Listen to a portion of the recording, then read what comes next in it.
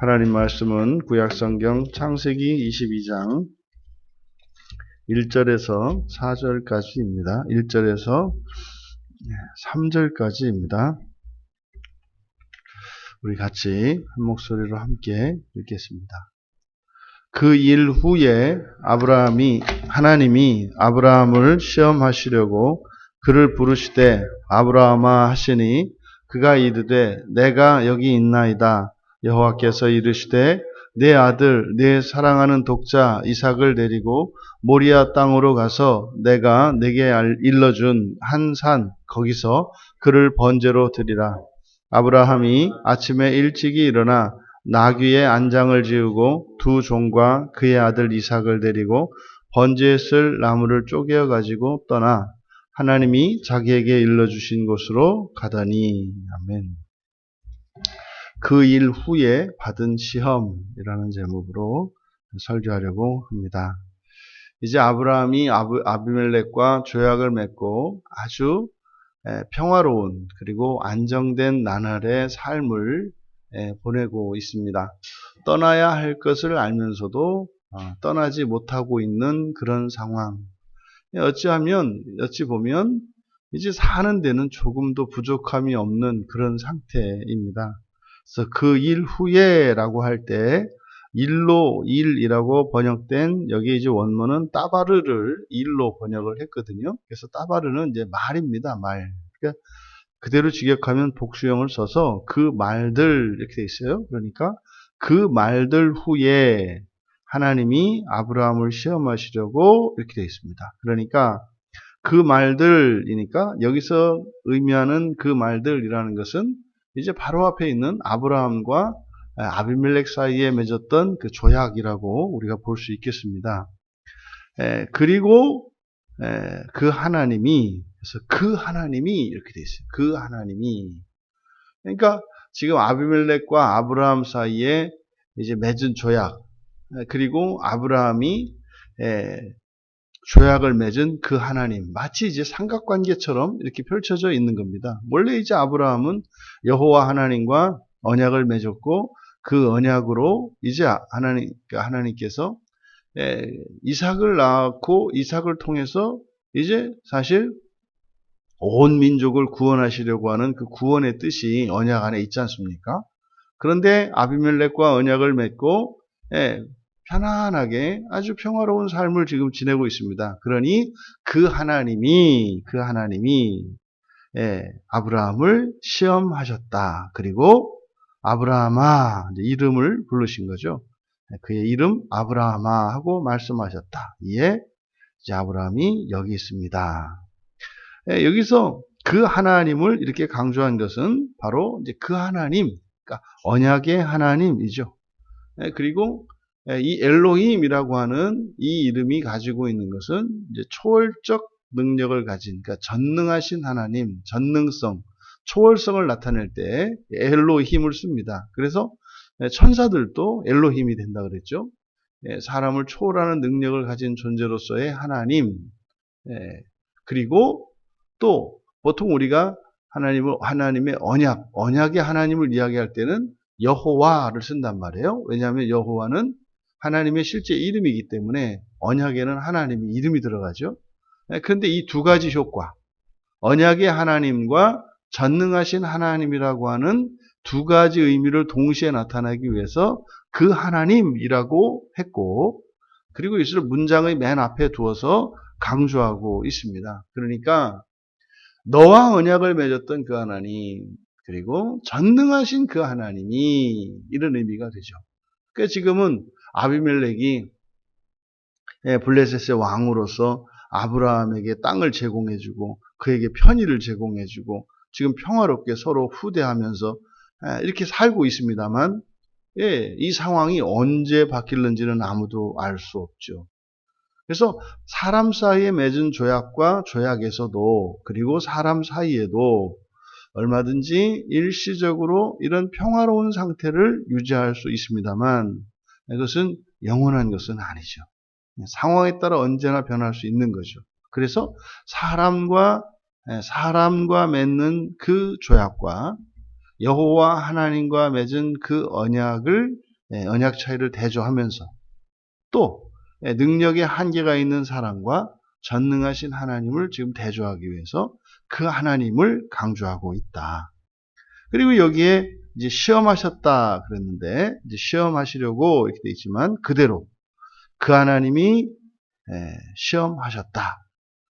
이때 시험이라고 번역한 단어는 니사입니다. 니사. 이 니사는 부정적인 의미의 시험입니다. 부정적인 의미의 시험. 그러니까 이것은 위기죠. 기회가 모든 시험에는 기회가 있습니다만 이런 부정적인 시험에서는 위험도 있습니다. 위험도 있습니다. 시험이 이제 찾아왔어요. 이때 그래서 이 아브라함을 시험하셨을 때 이 시험이라고 하는 것은 사실은 굉장히 위기의 순간입니다. 지금 아브라함은 아주 편안한 상태에 있다고 말씀했지 않습니까? 반드시 이런 상태가 되면 찾아오십니다. 하나님을 잊고 하나님의 언약을 잊고 사명과 상관없이 구원을 이루어가야 하는 그리스도인이 현실의 삶에 안주하고 자족하는 생활을 하고 있을 때 하나님이 반드시 시험하십니다. 왜냐하면 그 상황 자체가 매우 위험한 상황이기 때문입니다. 그때 이제 아브라함, 하나님이 언약을 맺으셨던 그 아브라함, 나와 언약을 맺은 너 아브라함아, 뭐 이런 의미 아니겠습니까? 이에 이제 대답을 했습니다. 이제 그러면 여호와께서 구체적으로 이제 아브라함을 시험하신 그 시험의 내용이 무엇이냐? 이제 세 가지 문장으로 나타내고 있는데, 첫째, 이제 너의 사랑하는 독자 이삭을 취해라. 이제니까요. 이제 할 만큼 했고, 체류할 만큼 체류했고, 늦출 만큼 늦췄고, 이제 더 이상은 시간이 없는 거죠. 지금 이제입니다. 이제. 지금 우리말 성경에는 생략되어 있습니다만 이제 이 이제라고 하는 시간이 최소한 10년에서 최대한 뭐 한 20년 가까이 되는 시간입니다. 그러니까 가야 할 길을 가고 있지 않은 거죠. 이게 이제 뭐 우리들로 말하면 예배에 참석 안 한 지가 10년에서 20년 된 거예요. 그리고 뭐 그냥 무슨 어려움 없이 편안하게 잘 산 겁니다. 그때 반드시 시험이 온다. 이제 하나님이 자 이제 너의 사랑하는 독자 이삭을 취하라. 이제 데리고 라고 되어 있습니다만 취해라. 그런데 이상한 말이 있지 않습니까? 이삭이 독자가 아니죠. 이삭이 독자가 아니지 않습니까? 그두라를 통해서 6명의 자식이 있고요. 또 하갈에게서 이스마엘 하나가 있고요. 8이에요, 자식이. 근데 이걸 독자라고 했어요. 그 왜 독자라고 했을까? 그러니까 외아들도 아닌데 왜 외아들이라고 했을까? 그러니까 지금 이삭은 장차 이 땅에 오실 독생자 예수 그리스도의 예표적인 인물로 사용하고 있기 때문에 독자라고 한 거예요. 그래서 이제 기독교를 이렇게 공격하는 사람들은 이게 봐라. 이게 뭐 앞뒤가 안 맞지 않느냐. 아브라함에게 자식이 아들이 8이나 있는데 왜 이거를 독자라고 하느냐. 이것은 몰라서 틀려서 틀린 것이 아니라 이런 것을 예표라고 한단 말이에요. 그래서 시기적으로도 앞서고 뒤서는 역사적 시간들도 순서 바꾸는 경우들이 있어요. 왜요? 역사적 사실들을 기록하지만 성경의 목적은 구원에 관한 진리를 우리에게 가르쳐 주는 것이기 때문에 시간적 순서가 앞뒤로 바뀌기도 해요. 그것은 그 구원에 대한 그 하나님의 계시를 우리에게 전달하기 위해서 그런 거죠. 그러면 우리가 거기 맞추어서 해석을 하면 되는 겁니다. 그러면 여기서도 독자도 그런 거죠. 왜 독자라고 했을까? 하나님께서 언약의 자손으로서 지정한 것은 이삭 한 사람이에요. 그러니까 여기서 독자라고 하는 것은 믿음의 언약의 계승자로서, 언약의 승계자로서, 언약의 계보를 잇는 자로서 유일하게 한 사람만 있는다는 거죠. 그리고요, 나머지는요, 우리가 기억해야 합니다. 아브라함의 자식은 전부 다 자식이에요. 근데 차이가 뭐라 그랬습니까? 이삭과 다른 7 아들들의 차이는 이삭의 자식들은 그 믿음의 계보가, 언약의 계보가 아브라함의 자손이라 아브라함의 씨로 일컬어지는 것이 그 계보를 따고 내려가요. 하지만 그 자식들은 또 아닌 건 아니고 그들 때에만 아브라함의 씨로 일컬음을 받아요. 그들의 자식들은 이제 그들의 자식들이 언약 안에 들어와야 되는 것이다. 그리고 두 번째가 이제 모리아 땅으로 가라. 그러니까 지금 실제로 역사적으로 여호와 하나님께서 아브라함에게 나타나셨을 때 그때는 그 땅의 지명이 모리아는 아니죠. 그냥 이 모리아라고 하는 말이 마르에라는 말과 여호와의 줄임말인 야가 합쳐진 거거든요. 그러니까 여기에 마르에라고 하는 말은 지정하다라는 뜻이에요. 지정하다. 그러니까 지정하다 여호와께서, 그러니까 여호와께서 지정한 곳이라는 뜻이에요. 모리아가. 그러니까 후대에 그곳을 여호와께서 아브라함에게 가라고 지정하셨던 곳. 그래서 그 지명이 이제 모리아가 되는 거죠. 그래서 이 모리아, 여호와께서 지정한 이곳, 지금 이삭을 이제 뒤에서 이제 번제로 드리라고 했지 않습니까? 여기서 가라고 하는 그 자리, 여기에는 이제 여기가 바로 솔로몬 성전이 세워질 곳입니다. 그래서 역대하 3장 1절에 가면 솔로몬이 예루살렘 모리아산에 여호와의 전 건축하기를 시작했다 이렇게 해요.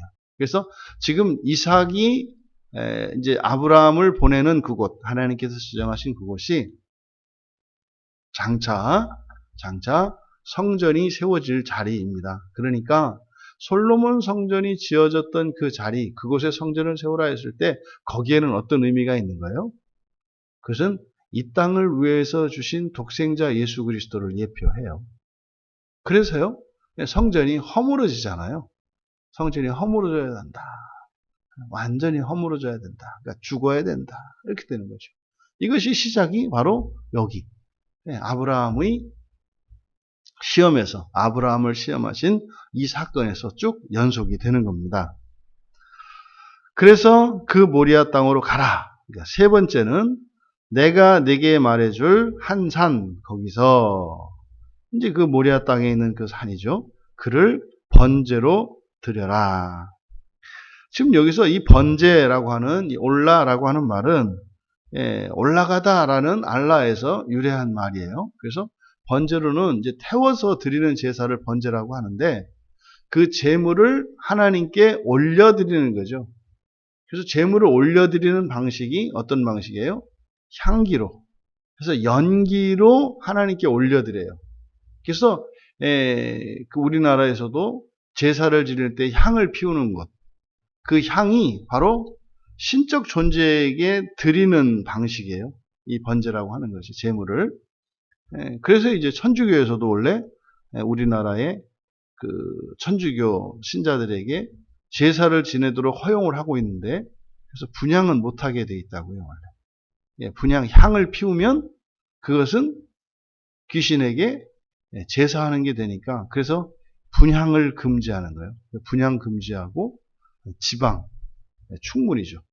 충문을 잃지 못하도록 하고, 이런 기본적인 요소들이 있단 말이에요. 그래서 여기서 이제 번제라고 하는 것이, 그러니까 향을 피우는 게 번제의 의미가 있다. 그래서 그 제물을 올려드리는 거죠.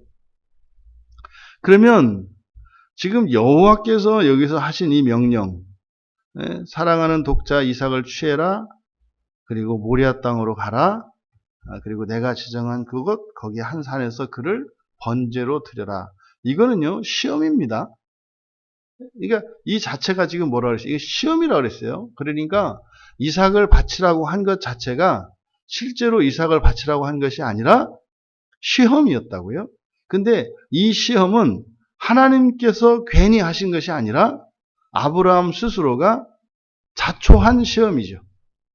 그가 그 언약을 따라서 나가지 않고 이제 세상에 안주하고 아비멜렉과 함께 거기서 지내고 있을 때, 그때 하나님이 그를 인도하시기 위해서 시험하신 겁니다.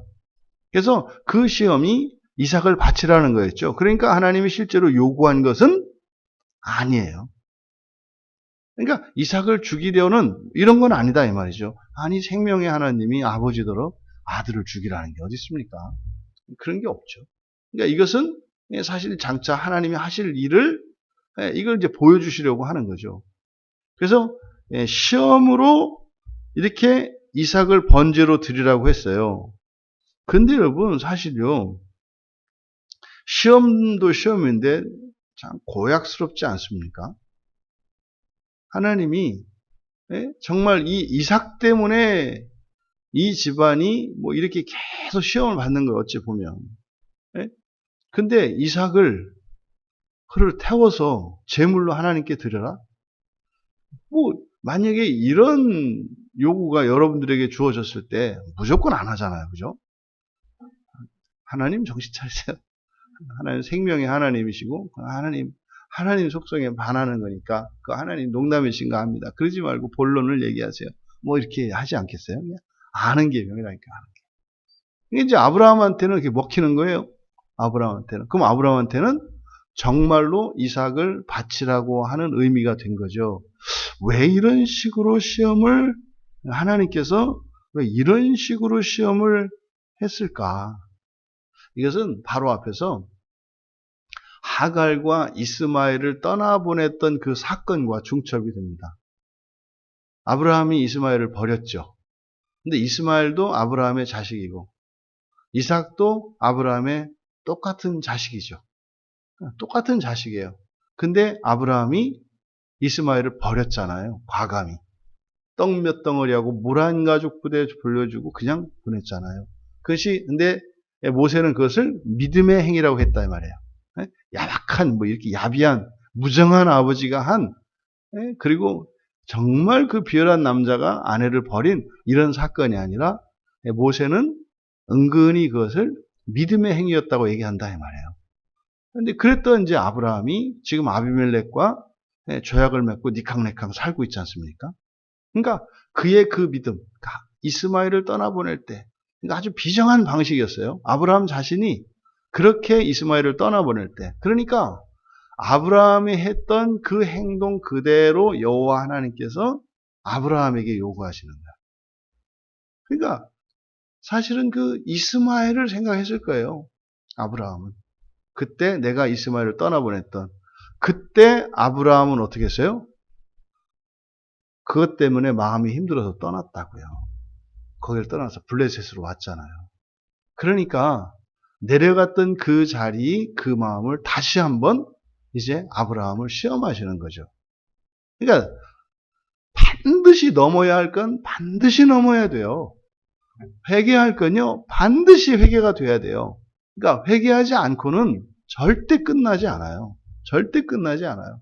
그럼 또 회개하지 않으면 또 안 되느냐? 아니요. 반드시 회개하게 돼요. 이게 하나님의 중요한 구원 섭리입니다. 구원하실 때 어떻게 해야 된다? 우리에게 드러난 죄는 반드시 회개되어야 한다. 반드시예요, 반드시. 근데요, 또 반드시 회개하게 되어 있다. 그럼 이제 사람들이 할 수 있는 생각, 아, 그래? 그냥 뭐 대충 살다가 죽으면 되는 거구나. 안 된다. 죽고 나서도 반드시 회개해야 된다. 그게 뭐다? 지옥이다. 아주 자연스럽잖아요, 논리가. 그러니까 지옥이 막 끔찍하고 이런 것만은 아니에요. 우리들의 보험이라니까요.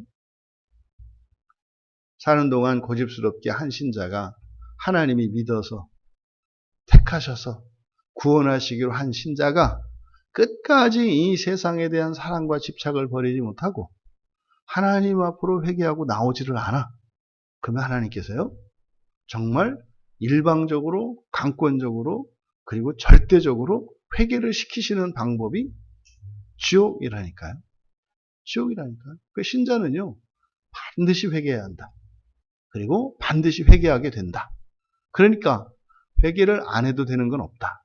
그러니까 언제 회개해라? 살아서 회개해라. 살아서 회개해라. 그리고 가급적 이제 해라, 이제. 이제. 지금 해라, 지금. 살아서 지금 해라. 이게 성경의 가르침이에요. 네가 안 하지는 않겠지만 반드시 하게 되겠지만 살아서 하고 가급적이면 지금 해라. 이게 성경의 가르침이에요.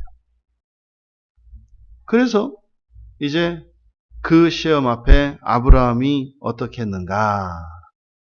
여기에 큰 변화가 일어난 거죠. 결단이 일어난 거죠. 결단이. 3절에 아침에 일찍 일어났다. 여기서 이제 아침이라고 번역한 단어가 보케르니까 새벽이에요. 새벽. 새벽 미명에. 이게 이제 새벽에, 새벽 일찍 아브라함이 일어났다. 이것은 무슨 의미겠습니까? 이게 이제 결단하는 순간인데요. 여러분들도 그럴 때 있잖아요. 뭔가를 해야 된다고 계속 생각을 하고 있는데 미루고 있어. 계속 미루고 있어. 근데 하나님이 나타나셨어요. 이제 시험이 왔어요. 그때 이제 아브라함은 기다렸던 거죠. 어쩌면. 계속 미루고는 있었지만 해야 된다라고 하는 이렇게 결단하는 순간이 있어요. 이런 결단하는 순간 되돌아보니까 이게 어떤 순간이었어요? 시험이었어요. 그때 내가 결단하지 않았더라면 두려운 일이 있었던 거예요. 근데 내가 이게 되돌아보니까 인생의 어떤 이렇게 시기에 이렇게 뭐 결단하고 이렇게 딱 질질질 끌고 오다가 어느 순간에 결단했던 그 순간이 이게 식은땀 나는 순간이었구나. 나는 또 이렇게 좀 신앙이 있고 역시 내가 또 이렇게 뭐 안 하긴 하지만 하기도 해. 이런 문제가 아니라 그때 하나님이 찾아오신 거였었구나. 그러면 그때가 인생의 터닝 포인트였던 거죠. 그거를 우리가 알 수 있어요. 그래서 새벽에 일찍, 그러니까 즉각적이고 자발적인 순종을 의미하는 거죠. 그래서 나귀의 안장을 지었고 두 남종과 그의 아들 이삭을 취했다. 여기에 보면은 이 세 가지가 이제 와우 연속법이라고 해서 동시에 일어나는 것처럼, 그러니까요, 이게 연속 동작으로 해서 지체 없이 쫙 주저함 없이 이렇게 쫙 진행된 것처럼 이걸 이야기하는 거예요. 그러니까 하나님이 나타나셔서 찾아오셔서 시험하실 때에 그는 어떻게 했다는 거예요? 즉각적으로 그리고 조금도 지체하지 않고 신속하게 실행했다. 이게 이제 천사들이 일하는 방식이거든요. 천사들이 이렇게 일하죠. 하나님이 명령하시면 즉각적으로 온전하게 자발적으로 쫙 순종을 해요. 그러니까 아브라함이 순종한 이 일을 그렇게 이 와우 연속법을 통해서 연속 동작으로 해서 쉼 없이 쫙 일어나는 것처럼 이렇게 이제 설명을 한 것은 아브라함의 즉각적이고 자발적이고 그리고 신속한 이런 순종을 나타내고 있다. 그 일 후에 하나님이 나타나셔서 아브라함을 시험하셨어요. 여기에서 우리가 얻을 수 있는 첫 번째 교훈은 뭡니까? 반드시 시험이 온다는 거예요. 반드시 시험이 와요. 그러니까 우리가 지지부진하고 하나님 우리의 신앙의 일상이 깨어지고, 그러니까 하나님 없이 우리의 신앙생활이 깨어져 있는데도 불구하고 편안하고 자유로운 삶을 살아갈 때 반드시 끝이 있고 그때 찾아오시는 거예요. 반드시 하나님이 찾아오세요. 반드시 찾아오세요. 그때 어떻게 해야 한다? 즉각적으로 순종해야 된다. 그런 거잖아요. 뭐 그런 일이 있으면 안 되겠습니다만 교회를 떠나서 오랫동안 떠나 있던 사람이 어느 날 갑자기 교회를 가야 되겠다라고 하는 결단이 확 서는 거죠. 그럴 때는 어떻게 해야 된다? 즉시 그냥 순종해야 한다. 그러니까 이거를 할까 말까가 아니라 거기서 알아차려야 되는 거죠. 이게 뭐다? 시험이다는 거예요. 시험이다. 뭘 해야 되겠다. 오랫동안 미뤄놨던 일이고 이걸 해야 된다고 생각을 했었는데 어느 날 꼭 해야 되겠다라는 마음이 들어. 그건 내가 그런 생각을 한 게 아니라 하나님이 찾아오신 거예요. 그래서 그때 우리가 해야 될 생각은 할까 말까가 아니라 그러면 넘어가는 거예요. 뭐 지금 안 한 지가 20년인데 뭐 할까 말까 해봐야 뭐 내일 또 할 거 아니에요. 그때는 이거를 어떻게 인식해야 된다? 시험이라는 걸 알아차려야 된다. 시험이라는 걸 알아차려야 된다. 그래서 즉시 순종해야 한다. 두 번째로 이 시험하는 방식은 아브라함이 이스마엘을 내쫓았던 방식이에요. 그러니까 나의 삶의 방식으로 와요. 내가 가지고 있는 그 기준에 따라서 와요. 그러니까요, 내 일상 속에 있는 자연스러운 삶의 모습으로 온다 이 말이에요. 그래서 나의 일상, 나의 기준이 시험의 방식이 된다. 그러니까요, 이 시험은 우리가 다 감당할 수 있는 거예요. 감당할 수 있는 거예요. 그런 방식으로 우리가 감당할 수 있는 방식으로. 그래서 뭐 이렇게 뭐 이번에 보니까 수능에서 뭐 문제 하나가 지금 뭐 답을 못 내가지고 뭐 지금 뭐 법원에서 뭐 판결을 보려고 공란으로 뭐 점수를 발표했다는데 뭐 그런 거죠. 이렇게 헷갈리고 못 풀고 잘못되고 이런 게 아니라 아주 자연스러운, 그러니까 모두 다 풀 수 있는 방식으로. 그러니까 이 시험 자체가 부정적인 의미의 니사를 사용하고 있습니다만 그것은 시험의 동기가 우리의 불순종과 죄에 있다는 의미고, 그렇다고 해서 그 시험이 우리가 절대로 풀 수 없는 그런 문제가 아니라 모든 사람이 모든 사람에게 맞춰서 풀 수 있는 방식으로 시험을 하신다. 그리고 세 번째로 이 즉각적인 순종을 한 것을 통해서 앞에서 이스마엘을 내쫓았던 그것이 무자비한 한 남자의 그런 행동이 아니라 그것이 믿음의 순종이었던 것을, 사라의 말을 들으라고 했던 그 하나님의 말씀을 그냥 하나님의 말씀이니까 이것이 아니라 믿음의 순종이었다고 하는 것을 여기에서 입증하게 된다. 그러면 이것을 통해서 어떤 일이 있겠어요? 사실 아브라함 마음속에는 섭섭한 마음이 있었던 거죠. 아브라함 마음속에는 자식을 떠나보내야 하는 이런 끔찍한 상황. 그러니까 사실 그때는 아브라함은 어떤 생각을 했어요? 하나님이 빨리 안 줘서, 이삭을 빨리 안 주니까 자꾸 지금 하갈하고 사라 사이에 사단이 일어나고 또 이 장남 이스마엘을 내쫓아야 되는 이 상황이 얼마나 힘들겠어요. 결혼 생활에서. 그러니까 그것에 대한 회의가 있었단 말이에요. 그래서 침체 가운데 들어갔었지 않습니까? 근데 지금 여기서요, 이제 회복이 되겠죠. 극복이 된 거죠. 그러니까 이제 회개를 한 겁니다. 여러분, 우리들도 이렇게 하나님께서 우리를 달아보시는 시험이 있고, 또 우리가 이렇게 하나님 나라의 거룩한 그 순례의 길을 멈추고 이 세상에 안주하고 살아갈 때 이렇게 찾아오는 시험이 있다는 것. 이것이 우리들의 마음에 결단으로 찾아온다는 것. 이것을 기억하셔서 하나님께서 주시는 이런 시험들을 능히 이기시고 그렇게 믿음의 길로 나아가시는 우리 모두 되시기를 주님의 이름으로 축원합니다. 존귀하신 하나님, 하나님을 잊고 살아가고 있던 아브라함에게 하나님은 버려두는 것이 아니라 찾아와 주셔서 생각나게 하셨고 다시 신앙을 회복할 수 있도록 하신 것을 저희들이 함께 나누었습니다.